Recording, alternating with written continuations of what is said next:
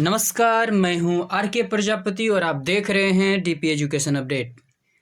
आज हम बात करने वाले हैं एकदम बहुत ही मज़ेदार टॉपिक पे जो हमारे नल्ला पाकिस्तान के बारे में होगा, जो रेड क्लिफ लाइन पे होगा, जो भारत और पाकिस्तान के बीच सीमा रेखा पे होगा, जो पीओके पे होगा, एलओसी पे होगा। आखिर इतने महत्वपूर्ण टॉपिक को हम कैसे छोड़ सकते हैं, वो भी आपके लिए। परीक्षा, कोई भी परीक्षा का तैयारी कर रहे हो, हर परीक्षाओं में कहीं ना कहीं ये सब क्वेश्चन बनते ही बनते हैं। ठीक है, आप इस सेशन को जरा भी मिस ना करें, आप अंत तक बने रहें और इसका फ़ायदा उठाएं। ज़्यादा ये लंबा वीडियो नहीं होगा, लेकिन हाँ, जितना ही होगा ये आपके लिए बहुत ही महत्वपूर्ण होने वाला है। ठीक है, और आपको शुरू से अंत तक सभी हम मैप के माध्यम से पढ़ाने वाले हैं, जिससे कि आप सीधा माइंड में सेट हो जाएगा। ठीक है, यानी किसी चीज़ को आप पढ़ते हैं, किसी चीज़ को आप देखते हैं या मूवी देखते हैं, तो आप क्या करते हैं ना, उस मूवी को आप खुद वहाँ पे इन्वॉल्व करके, यानी उस मूवी में ऐसा फील करते हैं आप कि मैं भी हूँ उस मूवी में। ठीक है, यानी खुद को उस मूवी के अंदर डाल के फिर पूरा मूवी को आप समझ लेते हैं। उसी तरह आज हम मैप के माध्यम से पढ़ने वाले हैं, आप खुद को इसमें इंक्लूड करके आप सीधा समझ पाएंगे। चलिए स्टार्ट करते हैं। भारत पाकिस्तान सीमा निर्धारण, चलिए देखते हैं इसे मैप के माध्यम से। भारत पाकिस्तान सीमा निर्धारण, भारत और पाकिस्तान के बीच की सीमा पूर्णतः स्थलीय एवं कृत्रिम है।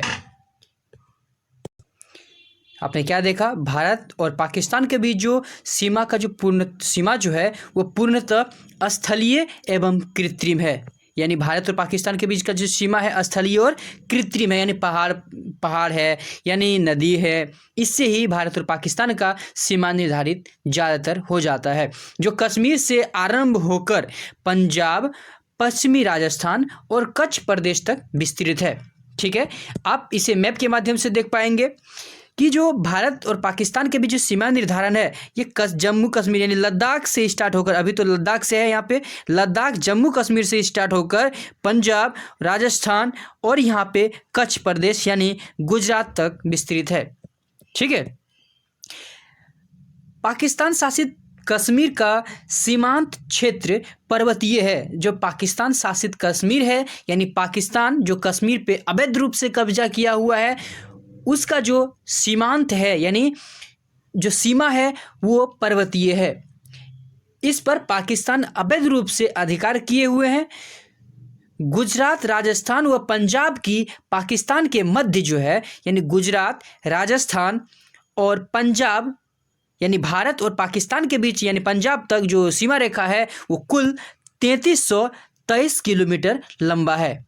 कितना है? 3323 किलोमीटर। ये डेटा आपको याद रखना है। भारत और पाकिस्तान के बीच जो सीमा रेखा है वो 3323 किलोमीटर। जो कौन कौन से राज्य से मिलते हैं वो है गुजरात, नीचे से देखेंगे आप, गुजरात, राजस्थान, यहाँ पे पंजाब, ये 3 राज्यों से ये कुल 3323 किलोमीटर का सीमा निर्धारित करता है। चलिए आप यहाँ पे भी देख पाएंगे, ये कृत्रिम मैप है। ठीक है, यानी नेचुरली जो बॉर्डर बनाता है वो आप देख पाएंगे। यहाँ पे देखिए, यहाँ पे पहाड़ों द्वारा बॉर्डर बनाया गया है, इस जगह पे नदियों द्वारा बॉर्डर बनाया गया है, और ये फिर स्थलीय भाग द्वारा बॉर्डर बनाया गया है। ठीक है, भारत और पाकिस्तान के बीच जो सतलज और रावी नदियां हैं कुछ दूरी तक प्राकृतिक सीमा बनाती हैं। यानी भारत और पाकिस्तान के बीच जो 2 नदियां हैं, एक नदी है रावी और दूसरी नदी है सतलज, रावी और सतलज। ठीक है, ये दोनों जो है भारत और पाकिस्तान के बीच प्राकृतिक सीमा बनाती है। देखिए, अमृतसर जिला में रावी नदी, कहाँ पे?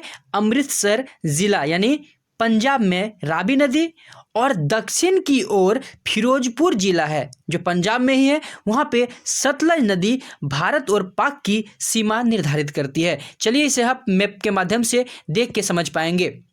ये आप देख पा रहे होंगे, ये है रावी नदी। ठीक है, ये कौन सा नदी है? रावी नदी है। यहाँ से यहाँ तक जो देख पा रहे हैं आप, भारत और पाकिस्तान का जो सीमा निर्धारित कर रहा है वो रावी नदी, यानी ये वाला जो नदी है वो रावी नदी है। इनके द्वारा सीमा का निर्धारण किया जा रहा है। ठीक है, दूसरा, सतलुज नदी, ये जो आप देख पा रहे होंगे ये है सतलुज नदी। ठीक है, भारत और पाकिस्तान के बीच जो सीमा रेखा है वो देखिए इस जगह पे, यानी कुल यहाँ से यहाँ तक सीमा का निर्धारण कर रहा है। आप फिर से देखेंगे, सतलज नदी द्वारा यहाँ से यहाँ तक और रावी नदी द्वारा यहाँ से यहाँ तक सीमा, यानी कृत्रिम नदियों द्वारा सीमा का निर्धारण किया जाता है। ठीक है, भारत और पाकिस्तान के बीच हुए वर्ष 1971 के युद्ध के बाद पाकिस्तान और भारत के बीच नियंत्रण रेखा का निर्धारण किया गया था। भारत और पाकिस्तान के बीच जो भयंकर युद्ध हो गया था 1971 में, उसके बाद एक नियंत्रण रेखा जरूरी था जिसका निर्धारण किया गया, जिसका नाम पड़ा रेड क्लिफ रेखा। अब इसे समझेंगे कि यह रेड क्लिफ रेखा है क्या। विभाजन के बाद 17 अगस्त 1947 को, ठीक है, पाकिस्तान का विभाजन कब हुआ था? 14 अगस्त को, यानी पाकिस्तान का गठन हुआ था 14 अगस्त 1947 को और भारत का गठन हुआ था 15 अगस्त 1947 को। यानी 17 अगस्त, यानी 2 दिन के बाद 17 अगस्त 1947 को भारत और पाकिस्तान के बीच निर्धारित की गई सीमा रेड क्लिफ रेखा के नाम से जानी जाती है। किस नाम से जानी जाती है? रेड क्लिफ रेखा के नाम से जानी जाती है। अब इसके बारे में आगे भी हम डिटेल बात करेंगे। इस रेखा का निर्धारण बॉर्डर कमीशन द्वारा तय किया गया था। उस समय अंग्रेजों का जो बॉर्डर कमीशन था, जो एक कमीशन तैयार किया गया था, उनके द्वारा ये बॉर्डर का निर्धारण किया गया है। ठीक है, जिसे कमीशन को पंजाब व बंगाल प्रांत का विभाजन जो है हिंदू और मुस्लिम जनसंख्या के आधार पर करना था। ठीक है, वो जो कमीशन बनाया गया था उनका काम था पंजाब और बंगाल को, ये जो आप देख पा रहे होंगे यहाँ पे पंजाब है और इस जगह पे यहाँ पे बंगाल देखेंगे। पंजाब और बंगाल को जो सीमा का विभाजन है हिंदू और मुस्लिम जनसंख्या के आधार पर करना था। चूंकि इस कमीशन का जो अध्यक्ष था वो सर सिरिल रेडक्लिफ जी थे। वो कौन थे? Sir Cyril Radcliffe. आपको नाम याद रखना है, सर सिरिल रेडक्लिफ। अब इन्हीं के नाम पे ये जो सीमा का निर्धारण हुआ रखा गया, इन्हीं के नाम पे, जिनका नाम पड़ा रेड क्लिफ रेखा। ठीक है, अब आप देखेंगे रेड क्लिफ रेखा है क्या। देखिए यहाँ गुजरात के कच्छ से लेके राजस्थान, यहाँ पे पंजाब तक रेड क्लिफ रेखा का निर्धारण किया गया था और ये हमारे देख रहे हैं सर रेड क्लिफ जी। इन्हीं के नाम पे ये रेड क्लिफ रेखा का नाम रखा गया है। ये आप देख रहे होंगे पंडित जवाहरलाल नेहरू, ये सीमा यानी बॉर्डर कमीशन का फोटो है ये। ठीक है, चलिए आगे देखते हैं। अब नियंत्रक रेखा क्या है, यानी एलओसी क्या है, यानी line of control. Line of control, LOC का फुल फॉर्म क्या होता है? लाइन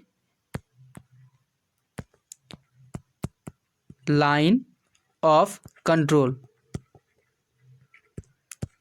ठीक है, यानी line of control Jammu Kashmir एवं लद्दाख में भारत व पाकिस्तान के आधिपत्य वाले क्षेत्रों के बीच की रेखा है। यहाँ पे आप देख पा रहे होंगे ये है लद्दाख और ये है जम्मू कश्मीर। यहाँ पे जो लाइन होना चाहिए इसे ना मान करके अब यहाँ से जो एक्चुअल लाइन है लद्दाख और कश्मीर के बीच, जहाँ पे इधर से भारत का सैनिक और इधर से पाकिस्तान का सैनिक तैनात होता है, ठीक है, उस लाइन का बात कर रहे हैं।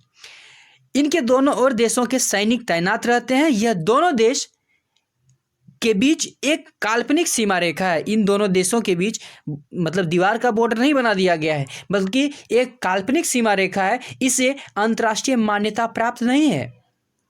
ठीक है, वास्तविक जो रेड क्लिफ लाइन है उसे राष्ट्रीय मान्यता प्राप्त है, लेकिन जो एलओसी वाला जो लाइन ऑफ कंट्रोल का जो लाइन है उसे अंतर्राष्ट्रीय मान्यता प्राप्त नहीं है। फिर भी पाकिस्तान इस पर अवैध रूप से कब्जा किया हुआ है। वस्तुतः पहले इस रेखा को सीज फायर लाइन के नाम से जाना जाता है।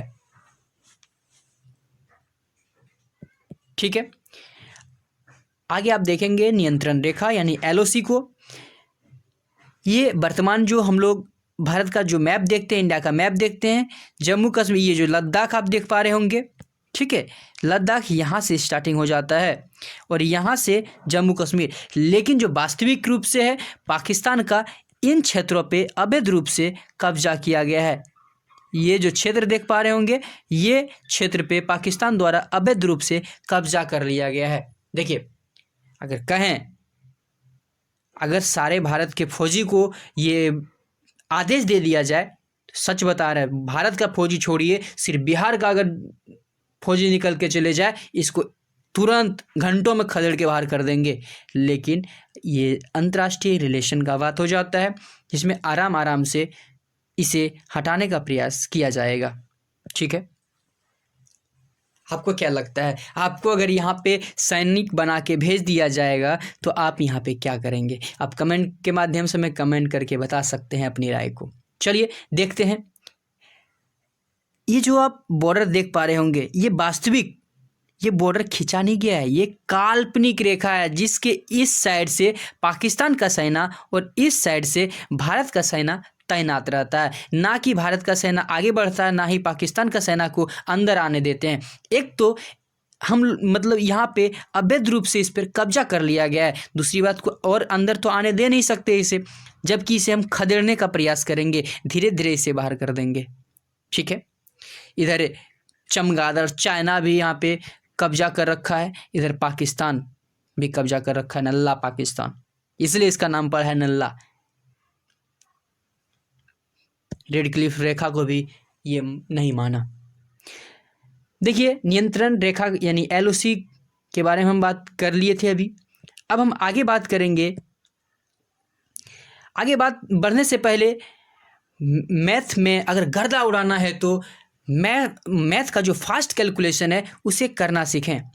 मैथ का फास्ट कैलकुलेशन करने के लिए चाहे किसी प्रकार का एडिशन हो, उसे एकदम बिल्कुल फास्ट करें, बिल्कुल बेहतर तरीके से करें। और ये कोई फॉर्मूला, कोई ट्रिक से हम नहीं बताने वाले हैं, बल्कि एकदम बेहतर बेसिक कॉन्सेप्ट से बताने वाले हैं, जो कि सेकेंडों में आप इसका आंसर कर पाएंगे। आप जो स्क्रीन पे देख पा रहे होंगे, इस तरह का प्रश्न अगर आपके सामने एग्जाम में पूछ लिए जाए, अगर आपको ये कॉन्सेप्ट नहीं पता है तो घंटों बीत जाएंगे, लेकिन ये प्रश्न सॉल्व नहीं कर पाएंगे। लेकिन हम आपके लिए लेके आए हैं एकदम सेकंडों में सॉल्व करने का एक बेहतरीन तरीका, जो आपके काफ़ी रिसर्च करने के बाद ये तरीका प्राप्त हुआ है। जैसे कि हमने मैथमेटिक्स से मास्टर कर रखा है, मैथमेटिक्स से मास्टर कर रखा है। अब हम मैथ पे रिसर्च करना स्टार्ट किए हैं, जो कि रिसर्च में आपको ये बताएंगे किसी भी चीज़ को कैसे पढ़ें जो कि बहुत कम समय में दोबारा ना रिपीट करना पड़े, दोबारा आपको याद ना करना पड़े। ऐसे भी मैथ याद करने का चीज़ नहीं है, बेसिक कॉन्सेप्ट को समझने का चीज़ है। आप समझ गए, वो कभी नहीं भूलेंगे। आप इसी के लिए हम मेहनत कर रहे हैं, प्रयास कर रहे हैं। अगर आपको हमारा मेहनत पसंद आ रहा है तो सबसे पहले लाइक करें और इस चैनल को सब्सक्राइब करें, और फिर अपने सभी दोस्तों यारों के साथ शेयर करें, जिससे कि ये चैनल ग्रो होने में आपकी अहम भूमिका हो। इस तरह का प्रश्न आपके एग्जाम में पूछ लिए जाए या कोई दूसरा भी प्रश्न पूछ लिए जाते हैं, तो उसमें आप फास्ट कैलकुलेशन करना बहुत ज़रूरी होता है, क्योंकि आपको समय बचाना होता है। मैथ में फालतू का टाइम तो देना नहीं है, जल्दी करके निकल लेना है, सेकेंडों में करके निकलना है। उसके लिए आपको ये फास्ट कैलकुलेशन वाला जो ये क्लास है, ये आपके लिए बहुत ही गर्दा उड़ान क्लास है। आप जाएं, इस क्लास का आनंद उठाएं और एक एक चीज़ को बेसिक और बारीकी से समझें। चलिए आगे बढ़ते हैं। पाक अधिकृत कश्मीर यानी POK यानी पाक ऑक्यूपाइड कश्मीर इसे बोलते हैं। ठीक है, वर्ष 1947 में स्वतंत्रता के उपरांत, जब 1947 में स्वतंत्रता मिल गया था, उसमें पाकिस्तान ने स्थानीय कबायलियों के सहायता से, यानी ये कबायलियों है क्या, यानी यहाँ का जो आतंकवादी है आतंकी, लेकिन उसका सहायता लेके यहाँ के लोकल मतलब लोगों को आतंकवादी का रूप देके, उसे फंडिंग देके भारत पे आक्रमण करवा दिया, अचानक हमला करवा दिया, जिसके कारण एक भारत का एक बड़े भूभाग पर अधिकार कर लिया गया। किसके द्वारा? पाकिस्तान के द्वारा। इसलिए इसका नाम पाकिस्तान ऑक्यूपाइड कश्मीर रखा गया। ठीक है, यह वर्तमान में भी पाकिस्तान अधिकार क्षेत्र में ही है। पाकिस्तान अधिकृत कश्मीर की राजधानी मुजफ्फराबाद है। पाकिस्तान अधिकृत कश्मीर की जो राजधानी है वो कहाँ पे है? मुजफ्फराबाद। आप ये कश्मीर को आप देख पा रहे होंगे, ये पूर्ण रूप से ये पूरा था कश्मीर और लद्दाख, लेकिन स्वतंत्रता प्राप्ति के बाद यानी 1947 के बाद जब भारत से मतलब अचानक क्या हुआ, यहाँ के जो लोकल लोग थे, यहाँ के जो आपको पता ही है, पाकिस्तान आतंकवादी को फंडिंग करने के लिए काफ़ी विख्यात है, काफ़ी जाने जाता है, इसी के लिए वो बदनाम भी है। बदनाम क्या, वो वास्तविक है कि वो आतंकवादी को फंडिंग करता है और उसी के सहायता से भारत पर हमला कर दिया था। हमला करके ये देखिए इतने बड़े भूभाग पे अपना आधिपत्य जमा लिया था, जो अभी भी उसी के अंतर्गत आता है। ठीक है, बस आप लोग जल्द फौजी में ज्वाइन हो जाएं, आप लोग जल्द जॉब ले ऑफिसर्स बने और इसे लद्दाख और जम्मू कश्मीर को मुक्ति दिला दें। हमारा एक ही लक्ष्य है, आपको अधिकारी बनते हुए देखना। चलिए देखते हैं आगे। देखिए पाकिस्तान का एक मैप देख पा रहे होंगे आप, ये पाकिस्तान ऑफिशियल से मैप लिया गया है। ठीक है, अब यहाँ देख पा रहे होंगे पाकिस्तान द्वारा अपना जो मैप जो दिखाया गया है वो देखिए यहाँ तक दिखाया गया है। अब आप समझ सकते हैं, ऐसा लगता है कि सारा जो यहाँ पे चाइना, यानी आप इस पार्ट को देखिए, इस पार्ट को देखिए, भारत के भी पार आ गया है, यानी ये जो तिब्बत क्षेत्र है इसमें भी पाकिस्तान अपना कब्जा दिखा रहा है, अपना अधिकार दिखा रहा है। अब समझिए, लगता है ये सारा इसका बाप का ही है। अब बताइए कितना बेवकूफ़ी वाला काम करता है, इसलिए इसका नाम नल्ला रखा गया है, नल्ला पाकिस्तान। ठीक है, ये नल्ला देखिए, इसका दिमाग भी नल्ले वाला है, नल्ले जैसा है। ठीक है, चलिए आगे बढ़ते हैं। आगे बढ़ने से पहले मैं आपको बता दूं, जो हमने संपूर्ण भारत का भूगोल का एपिसोड 6 लेके आया था, उसमें हमने बात किया है प्रादेशिक जल सीमा, संलग्न क्षेत्र, अनन्य आर्थिक क्षेत्र। ये क्या होता है, यानी भारत से 3 प्रकार के सीमा लगते हैं, वो भी जल में। तो पहला 12 नॉटिकल मील तक प्रादेशिक जल सीमा, दूसरा 12 से लेके 24 नॉटिकल मील तक, यानी दूसरा जो 12 नॉटिकल मील है उसे संलग्न क्षेत्र बोलते हैं, और जो कुल 200 नॉटिकल मील तक का जो क्षेत्र होता है उसे अनन्य आर्थिक क्षेत्र बोलते हैं। इसे हम पूर्ण डीप में पढ़ाए हैं कि किस क्षेत्र में हम क्या क्या काम कर सकते हैं, क्या क्या अधिकार भारत को प्राप्त है, आखिर ये कहाँ से प्राप्त है, क्यों प्राप्त है, और यहाँ पे हम क्या क्या कर सकते हैं, इस समुद्र से हम क्या क्या प्राप्त कर सकते हैं, ये सभी पे हम बारीकी से डिस्कस किए हैं। ये परीक्षाओं की दृष्टि से इम्पोर्टेंट तो है ही, साथ ही जो स्टेट पीसीएस, यूपीएससी वगैरह का जो तैयारी करते हैं उसके लिए जो लॉन्ग टाइप जो आंसर लिखना के लिए आता है उसमें बहुत ही ये हेल्प करेगा आपका। ये डिजिटल माध्यम से सीधा आपके खोपड़ी में सेट करने का तरीका अपनाए हैं। ठीक है, सीधा मैप के माध्यम से आपको समझाने का तरीका अपनाया है। चलिए अंतिम हम बात करेंगे भारत पाकिस्तान विभाजन की खूनी लकीर। आपको पता है कि भारत और पाकिस्तान अलग हो गया, लेकिन क्यों अलग हो गया, इसका जो मेन जड़ है, कहाँ से जुड़ी हुई है, क्या कारण था।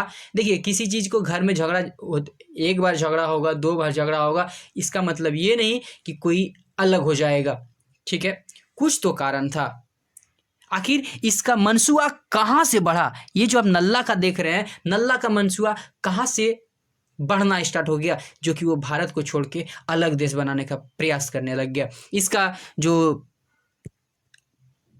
जड़ें हैं वो 1857 की क्रांति से ही स्टार्ट होता है, जो लेके 1947 तक में फाइनली वो अलग हो जाता है। ये हम बेसिक से एक एक टॉपिक पे हम बात किए हैं, और ज़्यादा लंबा नहीं, मात्र 3 से 4 मिनट का ही वीडियो है, इसी में सारा कवर कर दिए हैं। आपको सब कुछ समझ में आ जाएगा कि भारत से पाकिस्तान क्यों अलग हुआ था, इसे नल्ला क्यों कहा गया है। चलिए आज के लिए इतना ही, अब मिलेंगे हम अगले एपिसोड में।